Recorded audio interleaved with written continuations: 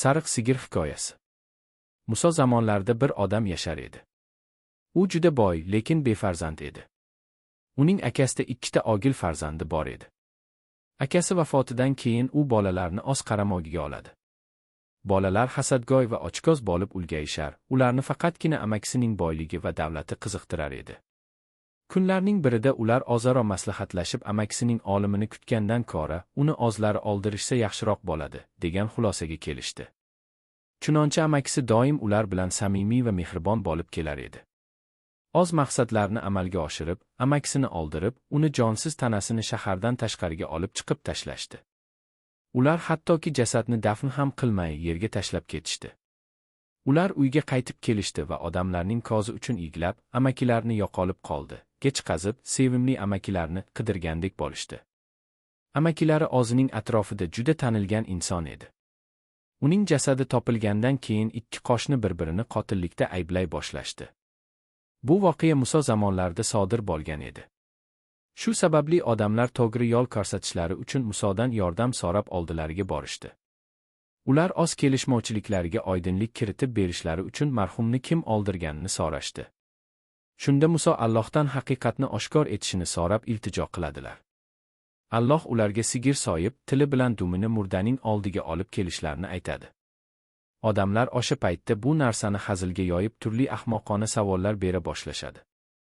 Ular sigir qanday bo'lishi kerak, rangi qanaqa bo'lsin, deya shunga o'xshash savollar bera boshlashadi. Agar ular boshidanoq Allohning bir aytganini qilib, savollar beravermaganlarida edi, har qanday sigir to'g'ri kelgan bo'lar edi. O'zlarining ota qiziquvchanligi sabab odamlar sigirning har bir qismlarini qanday bo'lishi kerakligini so'rab savol beraverishar, Alloh esa ularga o'sha qismlar qanday bo'lishi kerakligini aytar edi. Bu bilan ular o'zlarining ishlarini qiyinlashtirar, ya'ni sigir topish ishini og'irlashtirar edilar. Nihoyat sigirning qanday bo'lishligi ma'lum bo'ldi.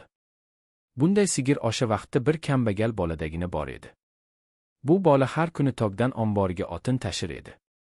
Uning yelkalari o'tin tashigani va og'ir ish qilganligi sababli shilinib ketgan edi. Ishi og'ir bo'lsa ham bola parvo qilmas, juda katta g'ayrat bilan ishlar va o'tin tashiganidan hosil bo'lgan yelkasidagi yaralarning og'irligini ham sezmas edi.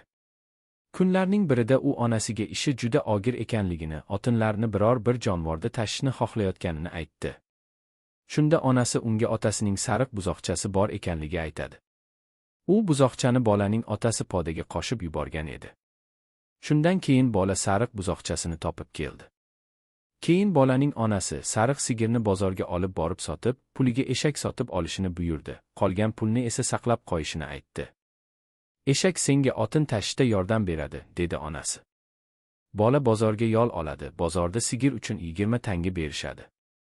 U maslahat qilish uchun uyga onasining yoniga keladi. Onasi shu narxda sotishga o'g'liga ruxsat beradi. Ertasi kuni bozorda bir kishi bolaga sigiri juda qimmatbaho ekanligini aytadi va unga quyidagi maslahatni beradi. Sigirni sotayotganingni sen shunday bir shart bilan sotginki, xaridor bu sigirni soymoqchi bo'lsa, uning terisini kesmasdan oldirishligini aytgin.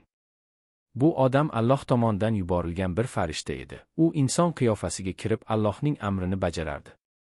Bolakay bu odamning gapiga quloq solib xuddi u aytgandek qiladi. Xaridorlar albatta bolaning shartiga ko'nishadi. Chunki bu sigir o'sha paytdagi yagona sigir edi. Bola sariq sigir uchun katta pul oladi va o'zining orzusi bo'lgan ishlarda yordamchi bo'ladigan eshak sotib oladi. Odamlar esa sigirni soyib tili va dumi bilan murdani urishadi va Allohning buyrugini bajarishadi. Shunda murda tilga kirib, meni jiyanlarim oldirdi, deb aytadi. Odamlar sigirning terisiga murdaning boyliklari va tillolarini tiqib to'ldirib bolaga berishdi.